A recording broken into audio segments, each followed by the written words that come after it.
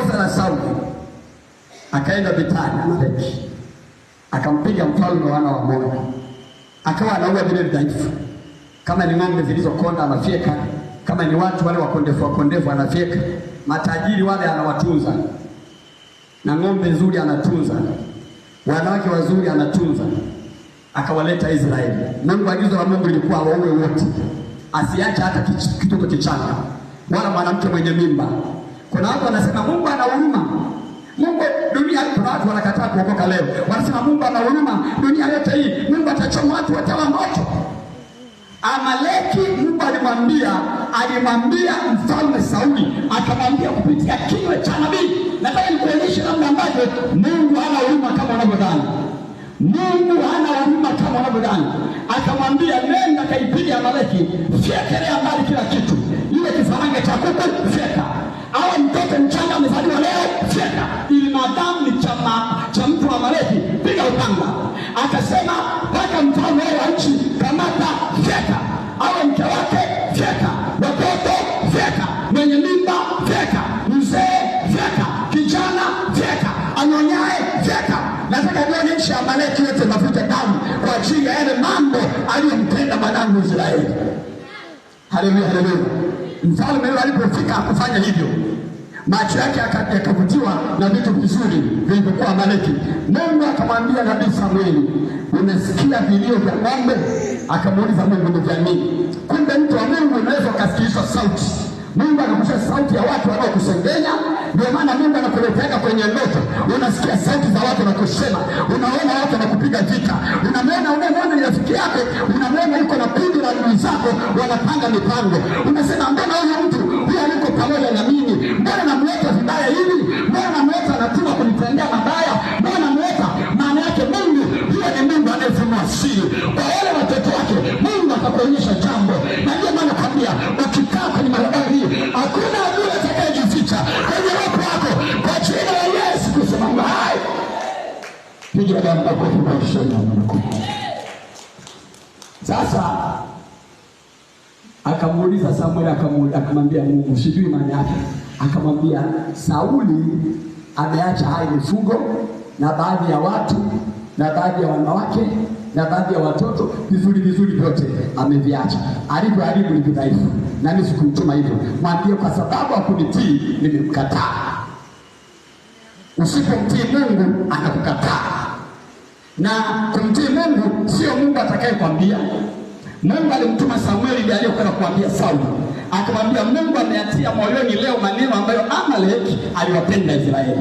Kwa hiyo Mungu amesema panga vita, andaa jeshi liende likaipiga Amaleki, msisaze kitu. Mungu yuko pamoja na nyinyi.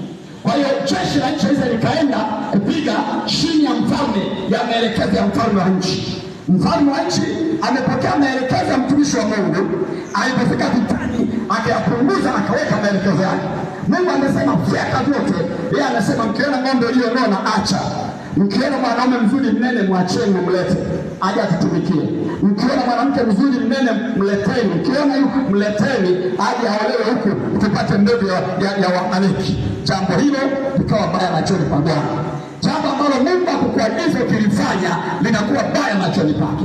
Hata kama Mungu alikuwa amekubariki, ameanza kukubariki. Mungu amesema kukubariki kwa kutoka kwenye maskini. Umeteseka sana, umetaabika sana, lakini nikikubariki wakumbuke maskini, wakumbuke walionewa, wasaidie wenye njaa, watetee wajane, wasaidie yatima.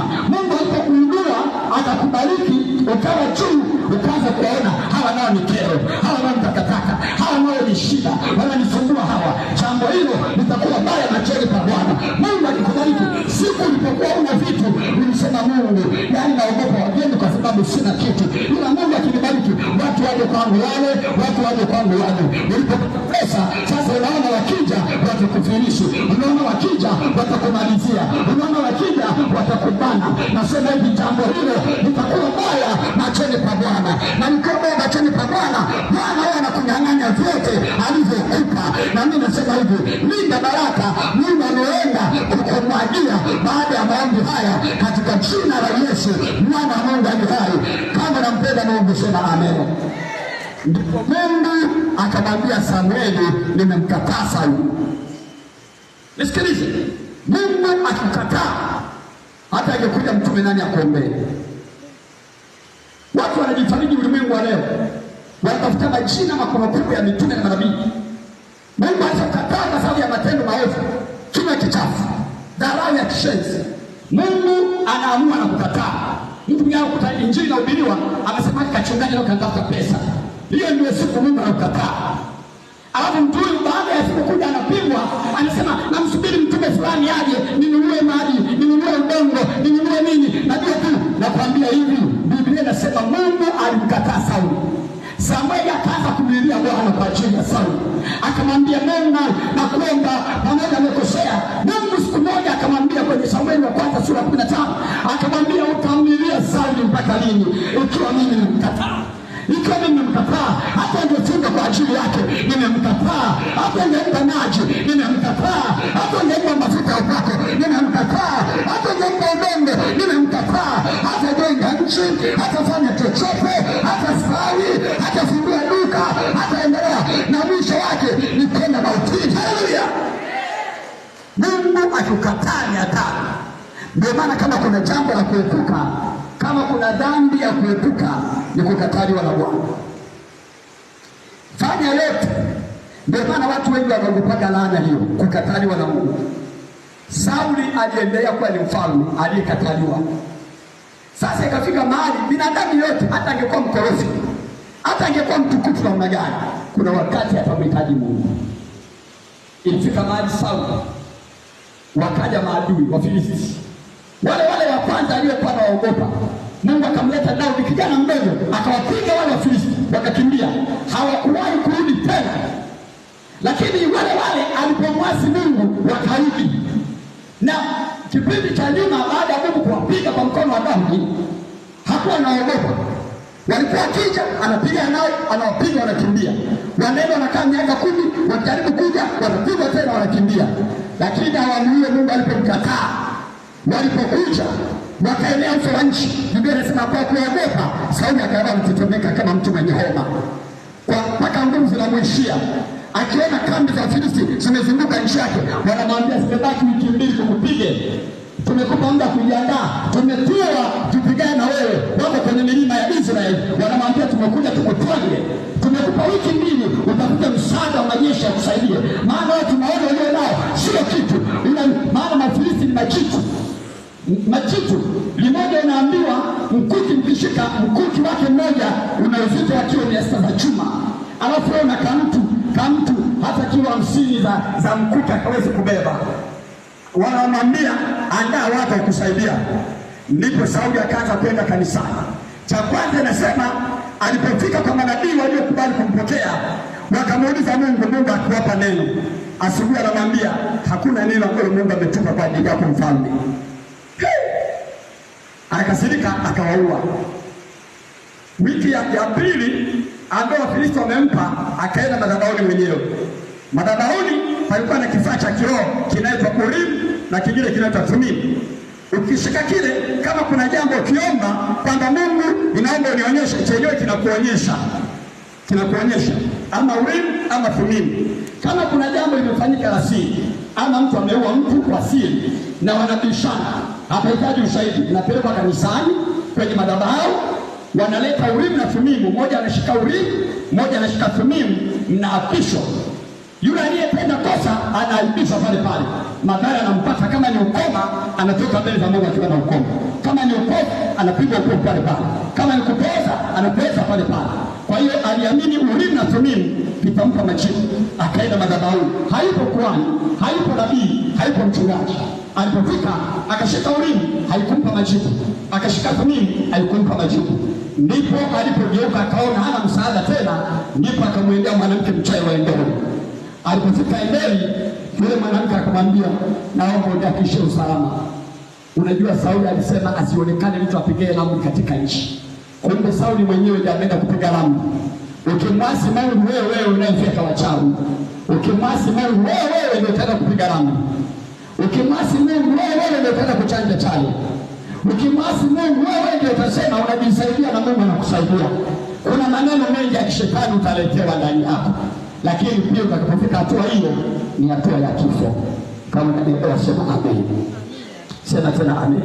Biblia inasema ndipo siku Sauli amefika mbele za Bwana, mbele za yule mwanamke mchawi, na akamwambia usiogope. Yule mama alipopiga ramli namna hii, akasema kama umedanganya wewe ndio Sauli. Akamwambia usiogope. Hii inatufundisha nini? Kumbe ramli ni za kweli kabisa. Hapa Biblia haionyeshi ramli hiyo idanganya, haionyeshi. Inasema alipopiga ramli akaambia mbona wewe ni Sauli, akasema usiogope, niko kwenye shida kubwa, niko kwenye shida kubwa. Akaanza kutubu, nisamehe tu mama, nilijichanganya kwa kukemea uganga kwenye nchi, nisamehe, nipigie tu ramli, nina shida. Hautapata madhara, mimi ndio mkuu wa nchi, hutapata madhara yoyote. Akamwambia unataka nikufanyie nini? Akasema kuna mtu alikufa. Sikiliza hiki kitu na kuweka kwenye nguvu ya madhabahu. Huyu mama akajenga madhabahu ya kichawi. Akamwambia unataka nikufanyie kazi gani ya kiganga? Akasema kuna mtu alikufa, alikuwa nabii. Na hivyo maana mtu yeyote anapokufa hapotei. This is the reality. Mtu anapokufa hapotei, bali anapita kutoka ulimwengu wa mwili kwenda kuishi kwenye ulimwengu wa roho. Anakuwa na macho vile vile, anakuwa na akili vile vile, anakuwa na mikono vile vile, anakuwa na nguo zake alizokuwa anapenda kuvaa zile zile. Sikiliza sasa, aliko akamwambia nataka unipandishie Samueli. Hapa ndipo elimu ya kupandisha vitu, kupandisha majini, kupandisha mizimu, kupandisha pepo hapo ilitokea. Ndio maana Mungu anakuja kwenye Kumbukumbu la Torati na Mambo ya Walawi, anasema mtu yeyote apandishaye pepo auawe. Kwa nini? Anatoa siri za rohoni, anaonyesha watu mambo ambayo Mungu hataki wanaoishi katika mwili wayajue, kwa sababu yatawaharibu. Watashinda kumheshimu Mungu kwamba Samueli alishakufa, kumbe iko namna nyingine ya kumpata. Alishakufa akazikwa, kaburi lake liko Rama, lakini huyu bwana ameenda Endori, bwana anasema nipandishe Samueli. Hizo ndio kazi ya kichawi.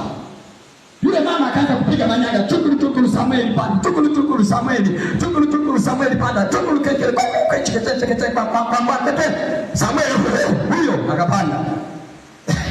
Samueli huyo, yule mama akaanguka chini, utisho wake.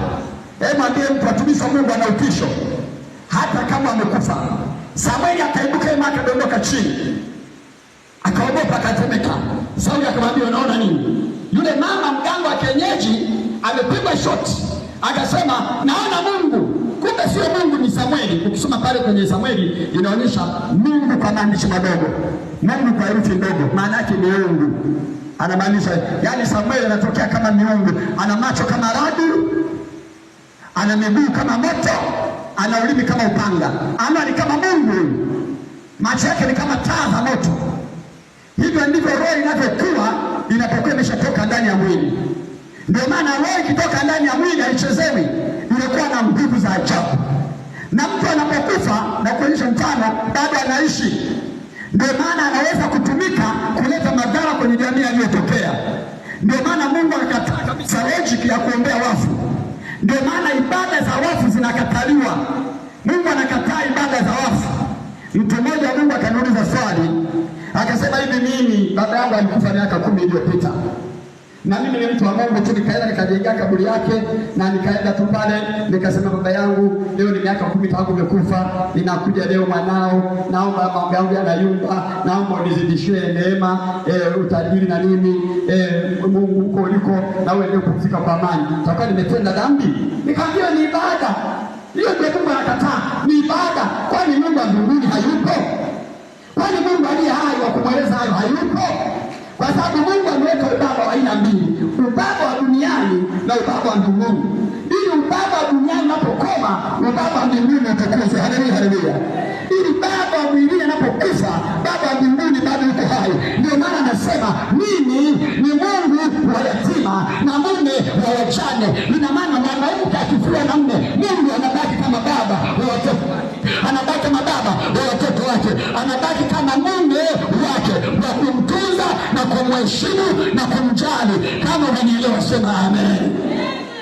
Kwa hiyo haipo haja nyingine ya kwenda makaburini. Kwa hiyo baba aliyekufa zamani, shangazi aliyekufa zamani, mchomba aliyekufa zamani, uanze kumuita. Ile ni kumpandisha aliye katika wafu kuja katika nchi, na madhara yake ni haya hapa.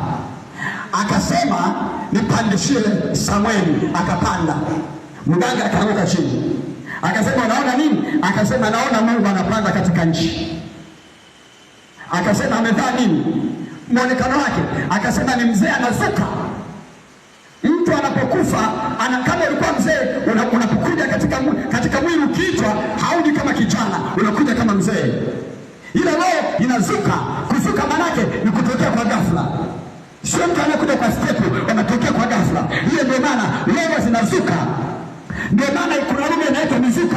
Maana yake mizuka ni roho za wafu zinazotokea watu kwa ghafla, ama katika ndoto, ama katika maono, ama katika akili. Ndio maana watu wengine unakuta anacheza, unasikia mizuka imempanda. Maana yake ni aina ya mashetani ambaye sio majini, ila ni wanadamu waliokufa, roho za wafu zinazokaa ndani ya mtu anapoanza kuziabudu.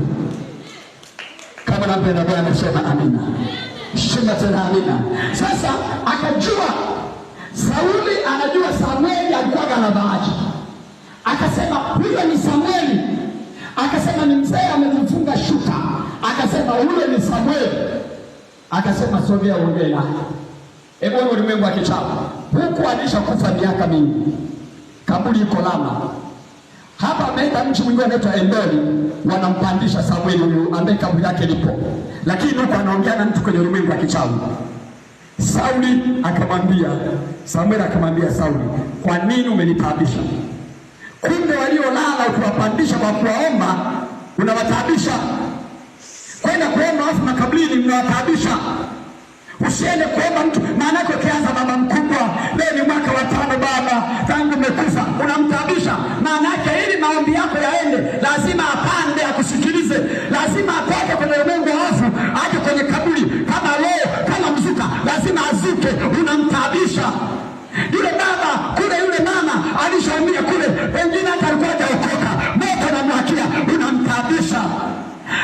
Samueli akasema, mbona umenitabisha hivi? Mbona umenitabisha hivi? Nilishapumzika huko, mbona nileta? Kumbe kutoka ulimwengu wa wafu, kumbe ni safari ndefu, kumbe safari ndefu. Akasema, mbona umenitabisha? Nilishakwambia Mungu alikukataa, mimi nitakusaidiaje? Kumbe Mungu alikukataa. Mtu akikwambia neno lake akiwa hai, hata akiwa amekufa ni hilo hilo. Alimwambia Sauli Mungu alikukataa akiwa hai.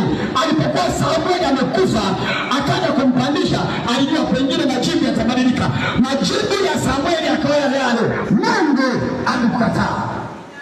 Na kibaya zaidi, ujumbe ukaongezeka mbaya kuliko. Akamwambia, na kesho, kwa kuwa umejileta mwenyewe kwenye ulimwengu aliokufa, mnapokwenda makaburini kuomba wafu, mnajisogeza kwenye mauti wenyewe. Unapoendea kuwaomba baba mkubwa, unasikia mpaka unasisimuka, unasema nimeomba pale mpaka miaka 3 haitapita na utaenda. Akaambiwa hivi, kesho Sauli, vita itakuwa kali juu yako, na wewe na wanao mtakuja hapa nilipo. Kesho majira kama haya tutakuwa pamoja. Yale maneno ambayo Sauli aliyasikia kwenye ulimwengu wa kichawi, wamempandisha Samueli, akaanguka chini, akawa kama aliyekufa. Yule mwanamke mchawi wa Endori akaogopa sana. Samueli kwanza kuongea naye, akarudi kuzimu. Maana wakati ule wafu waliokuwa na mcha Mungu walikuwa wengi peponi, walikuwa ndio kuzimu, kwa sababu ndio ulikuwa ulimwengu wa wafu. Mpaka Yesu alipokuja ndio pakatengwa.